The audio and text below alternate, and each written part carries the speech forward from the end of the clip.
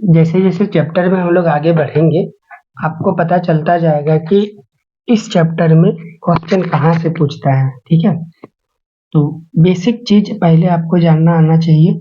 सबसे पहले स्टार्ट करेंगे हम लोग कंसेप्ट ऑफ चार्ज। इसका पीडीएफ आपको डिस्क्रिप्शन बॉक्स में मिल जाएगा, वहां से आप डाउनलोड कर सकते हो। ठीक है, चार्ज के बारे में जैसे हम लोग सीख लेते हैं, देन चार्ज का बिहेवियर को हम लोग समझेंगे कि चार्ज यदि मूव करता है तो कौन कौन सा इफेक्ट क्रिएट करता है। उन सारे इफेक्ट को हम लोग डेली लाइफ में कैसे यूज करते हैं, उसको हम लोग अलग अलग चैप्टर्स में देखेंगे। जैसे कि ये करंट क्रिएट करता है, तो करंट को हम लोग डेली लाइफ में कैसे यूज करते हैं, उसको अपन लोग करंट वाले चैप्टर में देखेंगे। चार्ज मैग्नेटिक फील्ड भी प्रोड्यूस करता है, तो ये अपन लोग मैग्नेटिक फील्ड वाले चैप्टर में देखेंगे। ये वेव भी प्रोड्यूस करता है, जिसको हम लोग इलेक्ट्रोमैग्नेटिक वेव के फॉर्म में पढ़ते हैं, वो हम लोग इलेक्ट्रोमैग्नेटिक वेव वाले टॉपिक में पढ़ेंगे। वेव आपका एक टाइप का एनर्जी होता है। तो जिन भी स्टूडेंट्स को वेव के बारे में ज़्यादा जानकारी नहीं है, अब घबराएं मत। जब हम लोग चैप्टर पे आएंगे तो बखूबी आपको बहुत अच्छे से समझ में आएगा। इसीलिए हम लोग इस चैप्टर में चार्ज का बिहेवियर, चार्ज की प्रॉपर्टी को डिटेल्स में स्टडी करते हैं। तो इसीलिए इस चैप्टर से आपका जो क्वेश्चन पूछता है वो चार्ज से रिलेटेड क्वेश्चन पूछता है। और चार्ज से रिलेटेड जो भी थ्योरम है, कौन कौन सा थ्योरम है, दो थ्योरम बहुत फेमस है, जैसे कूलम्स लॉ और गॉस लॉ। ये दो थ्योरम से यहाँ बहुत ज्यादा क्वेश्चन बनता है इस चैप्टर में, उसको हम लोग सीखेंगे। ठीक है, चार्ज के वजह से जो इफेक्ट क्रिएट होता है उसको बताने के लिए दो लॉ यहाँ पे आते हैं, मेजर बड़े लॉ। और इससे हम लोग को इन दोनों लॉ को समझने के लिए जिस भी छोटी छोटी चीजों की जरूरत होगी उसको हम लोग पहले देखेंगे, फिर सब चीज आपको समझ में आ जाएगा। जो भी स्टूडेंट्स पहली बार मेरे इस चैनल पे आ रहे हैं और उनको वेक्टर नहीं आता है, तो आपसे रिक्वेस्ट होगा कि जो वेक्टर का चैप्टर मैंने अपलोड किया है उसको एक बार देख ले। आप उसका नोट्स नहीं भी बनाएंगे तो भी कोई दिक्कत नहीं, लेकिन एक बार आप वीडियो को देखेंगे तो आपके नज़र में रहेगा कि हाँ, चीज़ें इस तरह से यूज होता है, अप्लाई होता है। अब हम लोग स्टार्ट करते हैं। यही इस चैप्टर का बेसिक और फंडामेंटल चीज़ें हैं जो आपको पहले से दिमाग में रखना होता है। ठीक है, चलिए। पहली चीज कि चार्ज क्या चीज है, तो चार्ज इज इंट्रेंजिक प्रॉपर्टी। एक होता है एक्सट्रेंजिक प्रॉपर्टी, एक होता है इंट्रेंजिक प्रॉपर्टी, जिसको हिंदी में हम लोग आंतरिक प्रॉपर्टी बोलते हैं, जिसको बदला नहीं जा सकता है। चाहे आप उसको किसी भी हिस्सा में या किसी भी रूप में बदल दे तब भी वो नहीं बदलता है। वो किसी वस्तु में या किसी बॉडी में रहे तो ऐसा प्रॉपर्टी को हम लोग इंट्रेंजिक प्रॉपर्टी बोलते हैं। ठीक है, जैसे ये आपका कोई वस्तु है, इसका कुछ ना कुछ मास होगा जिसको अपन लोग वेट बोलते हैं। मास को इस वस्तु को आप कितना भी टुकड़ा कर दीजिए, हर एक टुकड़ा में ये टूट जाएगा, लेकिन उस टुकड़े में कुछ ना कुछ मास होगा। चाहे आप इसको जला दो, जलाने के बाद भी जो राख बचेगा उस राख का कुछ ना कुछ मास होगा, या जलाने के बाद जो गैस बन जाएगा उस गैस का भी कुछ ना कुछ मास होगा। और ये सारी चीजें, गैस, राख, ये वस्तु, बॉडी, ये सब क्या चीज है, ये सब है हम लोग का मैटर। क्या चीज है, ये सब मैटर है। तो ये मास सभी मैटर में पाया जाता है, यानी सभी वस्तुओं में पाया जाता है। तो हम बोल सकते हैं कि मास जो है वो किसी भी वस्तु में रहता है, किसी के रूप में भी रहता है। इसीलिए इस मास को हम लोग इंट्रेंजिक प्रॉपर्टी के कैटेगरी में डालते हैं। ये पहले से आपने सीखा होगा, नहीं सीखा तो अभी आप सीख लीजिए, सीख लिए। ठीक है, तो अब दूसरा इंट्रेंजिक प्रॉपर्टी में कौन आएगा, ये चार्ज आएगा।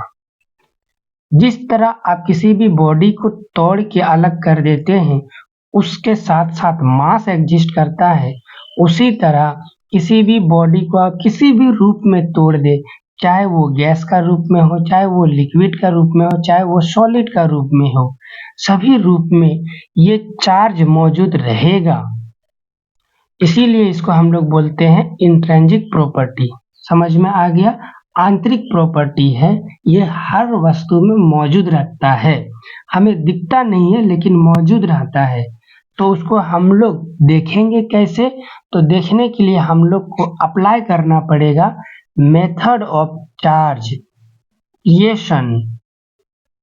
वो पहले से मौजूद है, हमें दिख नहीं रहा है, तो देखने के लिए हम इस मेथड का यूज करेंगे जो आगे सीखेंगे कि उसमें जो चार्ज मौजूद है उसको हम लोग कैसे क्रिएट कर सकते हैं, कैसे देख सकते हैं।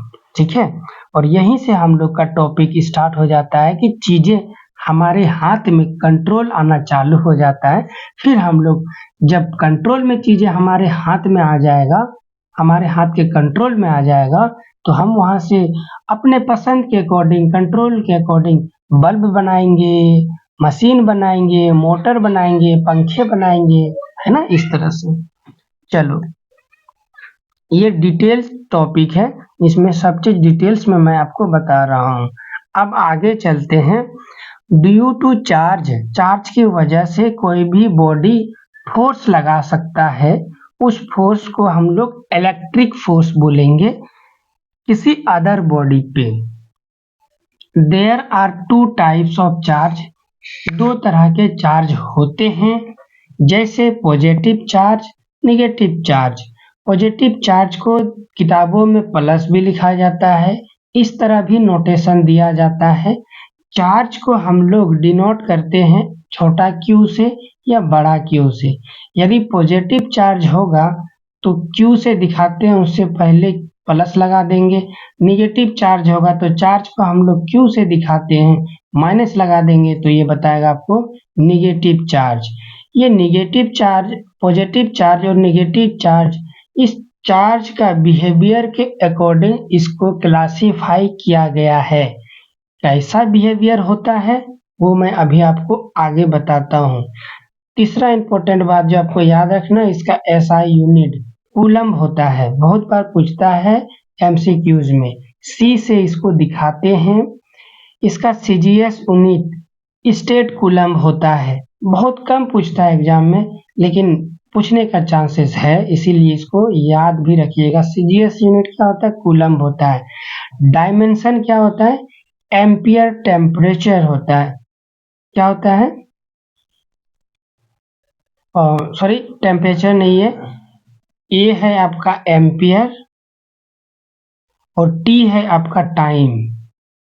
ठीक है, अब जब करंट का फॉर्मूला निकालने सीखिएगा, क्यू आई इक्वल टू, तो क्यू बाई टी होता है।